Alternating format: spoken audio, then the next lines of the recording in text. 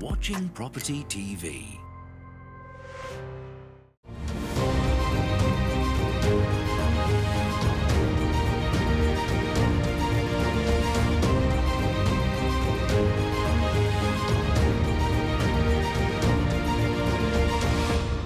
Hello and welcome to Property Question Time. I'm Stephen Galpin and this is the programme where you can have all of your property related questions answered by our team of property experts. And joining me today is David Galman, Director of Galliard Homes. Welcome to you, David. Thank you. I think your first time on Property Question Time. It is indeed. We'll try and be gentle, okay. And sitting on your left is John Howard, property developer and TV property expert, all the way in from Ipswich. Yes, great to see you, and I'm still waiting for you to come to have lunch with me in Ipswich. I've looked in the water. I promise I'll take you up this year. Please That's do. Very kind of you. What a fantastic I invitation. didn't say I was paying, no. Ah, that might cause a problem.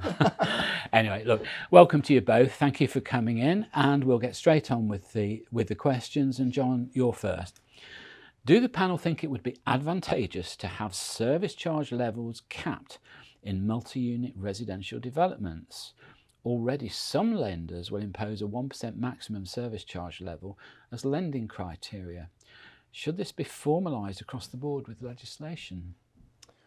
That's a very topical point, isn't it, really? And whoever wrote that in is, or emailed that in is obviously in one of these properties with high service charge, I would imagine.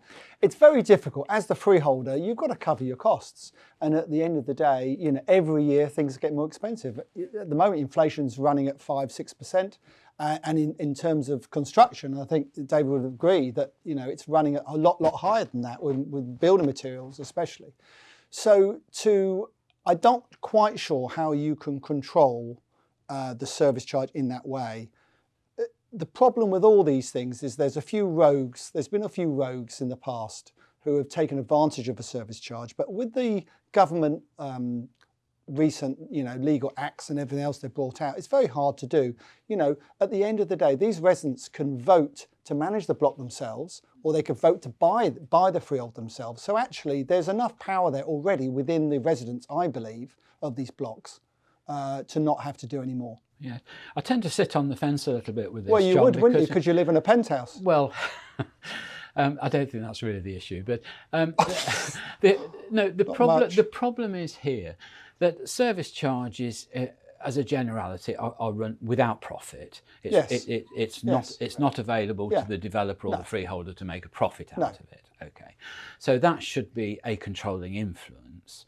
I think where you sometimes get a problem, I'm sure David will have a view on this, is where you get a developer who is perhaps using that building as a flagship development for the rest of his portfolio, for the rest of his activities, and sort of instigates service charge spend that's probably not that necessary for the well-running of the building. I think that's where it can often go wrong. Well, I would say sometimes it's the opposite. They'll subsidise the service charge to get the flat sold. Oh, they will in the first couple of years, yes. And then whop it up, and that's wrong as well. Yeah, there also needs to be a sinking fund within the service charge so that any large amounts that have to be paid out over the 5 or 10 years' time, there is some support there already financially to do so.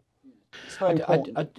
I do appreciate that, but I think the other issue is that you're quite right that people can take the bull by the horns and start to say, right, well, we're going to give notice, we'll run it ourselves. The only difficulty I have with that is we have a lot of absentee landlords in London, and getting a sort of collective decision is very difficult, isn't it, David? It can be, but I think one thing, one point of interest that no one actually ever mentions. If you own your own house, your freehold house, how much do you spend a year maintaining that property? On the garden, on the house, on this and that stuff. And everything so it probably, maybe it doesn't level out, but if you're buying into development that has a pool, that has a gym, that has all of these extra facilities and a concierge. Yeah. We know someone who has, don't we? We know someone who has, David. We're quite close to us. I couldn't possibly comment. John's getting onto my favourite subject now. Yes, go on. But if you've got that, then you're going to expect to pay for it, and that's one of the problems. It is quite difficult, and we also live in this society in sort of probably some of the central points in London where people expect a very high level of service. I mean, I've seen people come down to our concierge and say, I've got a light bulb going in my flat. Have you got somebody who can do it? But with all due respect, there's an awful lot of places around the country that aren't at that level and have blocks which may have an issue, may have a problem. So I think there's a balance to it. But my advice is, if you're in a block and you're not happy with the service charge, look into managing it yourself through another company. If you all get together and vote 50%, is it, or is it more 50%? Yeah. Then you can actually take over the management yourself. So then you've got no complaints at all. To be honest with you. Sorry, we've had that happen a number of times, and it works. It works for people. And we have. I've had a freehold bought off me in Norwich, which is crazy. But that's the law. I didn't do anything wrong with it. So there we go. Okay, touchy subject, and touchy. It's all a fee we never want to pay, isn't it? But anyway, there we are. Okay, David, your first question on the programme. This is a good touchy one. You'll love this. Do the panel think that should the government do more to control the amount of foreign capital invested in London properties, especially by wealthy Russian investors? It seems that in the last couple of years, over £2 billion worth of properties have been purchased, and many are held in offshore companies. Obviously, the attraction of UK property investment for overseas investors is the solidarity and safety of our property laws. But is our hospitality to such investments being abused with the loss of taxation, etc.? Well, there's a thunderbolt for me. Thank you. Good luck with that one. Personally, I'm going to say no, they shouldn't do. And I think they've done enough, if not perhaps too much, with the various levels of extra taxation on overseas investors purchasing. Many of the so-called overseas investors are actually people that are buying the property for their own family's use within this country. And I don't see why they should be penalised. You have another problem, which is a developer like us will buy a site, get planning permission, and to build that tower, be it wherever it is, we will need to get pre-sales to assist our funding, which is fairly standard. And the best way to get those pre-sales is still to sell overseas to investors. It doesn't mean you sell the whole building, it just means that you sell a portion of it. Well, David, two things there. I mean, I've been in that situation with developers, and you go and you say, can we have the funding? And they say, well, let me see that you've sold 20 or 30% of it off plan or whatever.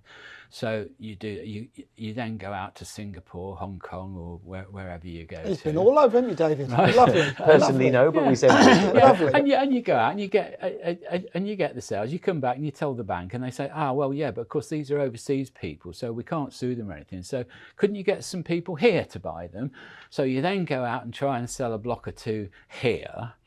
You're having to discount it because you're selling it in bulk to get the 20 or 30%. And then they turn around and say, well, you've discounted these. The price is not very good. It's nothing like your proposal, is it? And you're on a bit of a treadmill with this. The whole thing is a little bit of a treadmill. And at the end of the day, I personally, being a free marketeer, think that we should just be allowed to do whatever we want to do to build our developments and sell them. And as long as we're the right side of the law, then I think that's the most important thing. Yeah, I think again the difficulty with criticising overseas investment. I mean, certainly in the last recession we had, it was the overseas investment that kept both the construction industry going, the estate agency 100%. Industry, and of course, this was very London-centric to start with, David. But now, these foreign buyers are buying all over the UK, mainly in big cities, I accept that. Manchester, Birmingham, and so on. And all the rest of it, Bristol, and so on. But I mean, it has spread out, and on the whole, it's probably a good thing. Although,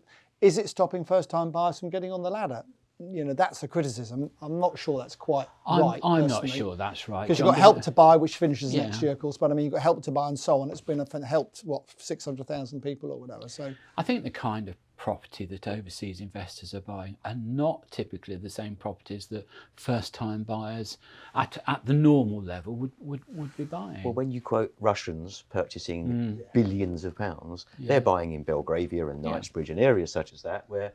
They're not buying where we are. Tell me a real first-time buyer that can purchase there. And that's always been the same. That's a good point, Well, I mean, I think of one development not far from Harrods there, where a studio starts at, £3 or £4 million. Something along those lines, Just mad. Not even got a bedroom, but there we are. Hardly first-time buyer stuff. No. Anyway, good. Okay, well, thank you for that both. That's all we've got time for in this half of the show, so join me again with John and David after the break. watching Property TV. You are watching Property TV. Hello and welcome back to part 2 of Property Question Time with David Galman and John Howard. Welcome back, guys. John, your second question. Unlike many European countries, the UK does not require any qualifications to become an estate agent.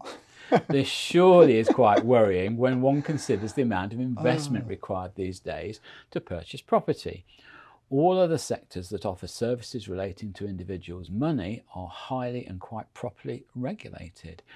Given that there is an increasing number of online-only agents contracting self-employed people to act as their representatives, it really would seem to me to be a sensible policy to introduce.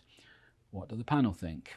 Well, I'm glad you've brought this, the person has emailed this in, and you've chosen this because, especially of course, for you, John. Especially for me, because I used to be an agent back when I was 18, 19, 20, 21. Weren't we all? Weren't we all? Exactly. That's how we all, I mean, in the old days, David, that's how we all started. You know, all this new education of property, educating people with property, we never had that because most of us started at the grassroots, if you like. You probably did the photocopying and made the we copy. We did the photocopy, and so on, and eventually door knocked, and eventually all the rest of it. So I own some estate agents in Norfolk, as some people know.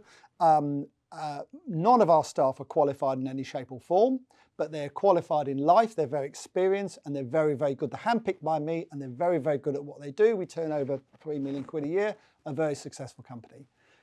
The difficulty is that, first of all, these online agencies, please, in my view, don't touch them. Once you've paid them, what incentive have they got to sell your property? Absolutely none whatsoever. They just want the money up front. And it's very hard to do it for the sort of money properly, to sell your property for the sort of money they're talking about. Because basically, no agent sells more than 50% of the stock they have on the market. Just doesn't happen. They either gets withdrawn or it goes to another agent. And the ones who are selling, the commission that is paid really helps subsidise the ones that aren't sold. So that's the issue.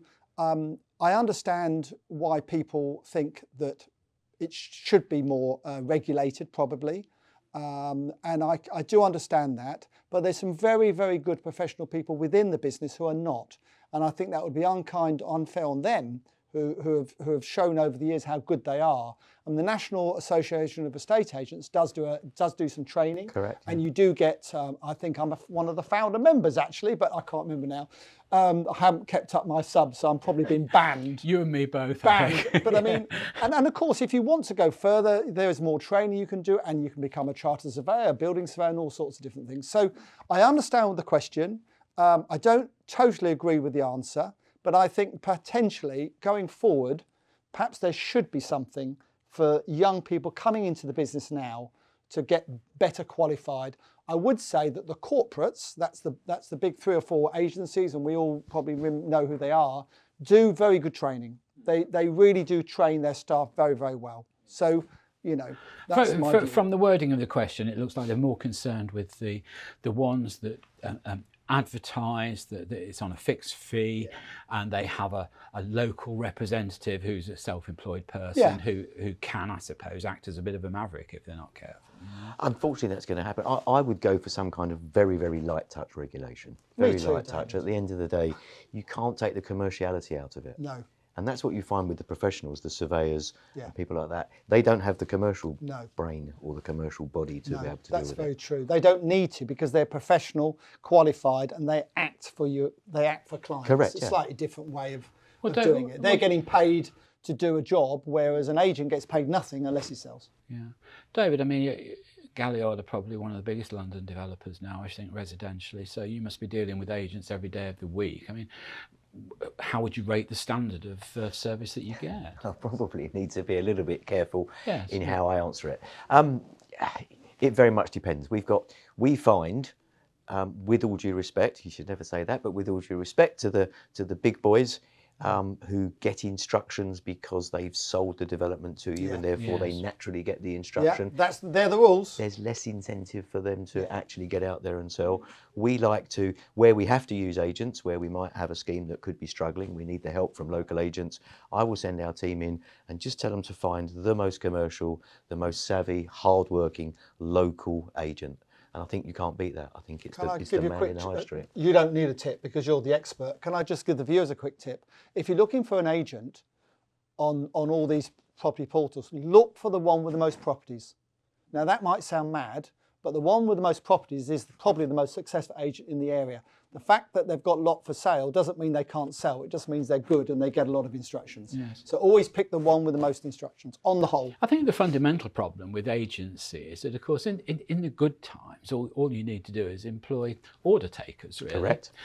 In the bad times, when you're spending all day long explaining to people why you haven't sold their property, or trying to save the sale, trying to save it is just as important. You know, it's a different skill set altogether. It's a different skill set, and interesting for us in Norfolk, we actually don't want a market that's too hot because of the experience we've got and how good we are at our business. Actually, we come into our own when things aren't. Yeah, that makes absolute sense. Which things aren't quite so easy. And it's a little bit like finding property deals, isn't it, David? You know, if the market is too easy and everything's going up, you know, it's harder. I like a market with a bit of blood on the street, and I'm sure you're the same. Very much the same. Yeah, we don't want to be. Too hot at the moment. If it's too hot, it just makes it too easy for people. I agree. At the end of the day. Yeah. And also can lead to catastrophe, can't it, for the end user, overcommitting, jumping in because they think the price is... Nothing wrong with a bit of that, is there? Well... As opposed to gazundering. You do like being controversial, don't you?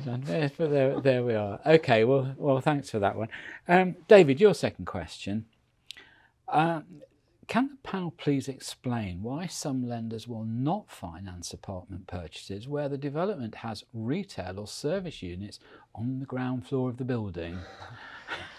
Well, you're throwing me some proper questions today. Tick boxing. As simple as that, it's tick boxing. So it goes back historically to a flat above a bookmaker's, above a takeaway, above a small shop, above a newsagent, where certain lenders, who perhaps were not big lenders at the time but have grown subsequently, just didn't see that as a good property to lend against, and so they would not lend against them.